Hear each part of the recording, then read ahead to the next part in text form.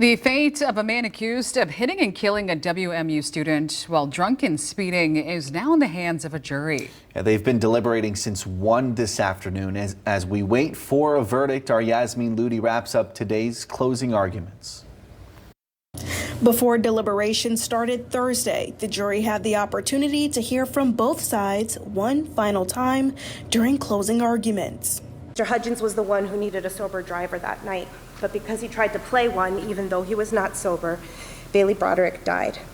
Bailey Broderick was dropped off at night, middle of the road,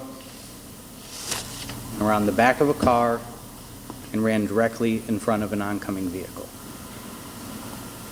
That vehicle was driven by Hunter Hudgens, who had no time to perceive, respond, or avoid hitting.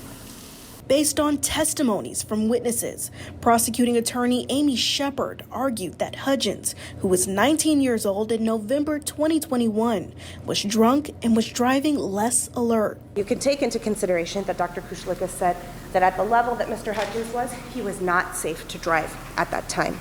Shepard also reminded the court that Hudgens was speeding and that he was going 35 miles per hour down Fraternity Village Drive in Kalamazoo, a 25-mile-per-hour residential street. In an area where we've had multiple witnesses say you can't even go the speed limit at Fraternity Village Drive, especially at night, you have to be aware of pedestrians. And if a driver's telling you you have to be aware of pedestrians, that doesn't mean because they're in the sidewalk. It means because there's a danger of a pedestrian being in the roadway. Defense attorney Justin Workman did agree that Hudgens was drinking under the age of 21 and should be convicted on that charge, but not the others. He was a minor operating a vehicle with some blood alcohol content. But was he impaired?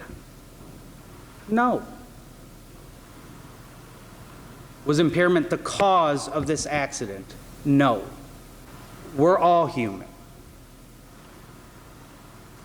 And anytime something like this happens, we look for somebody to blame. That's part of being human.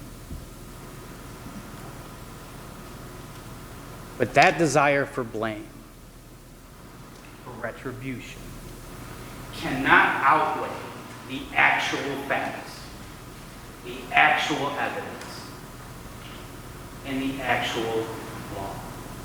Reporting in Kalamazoo, Yasmin Ludi, Fox 17.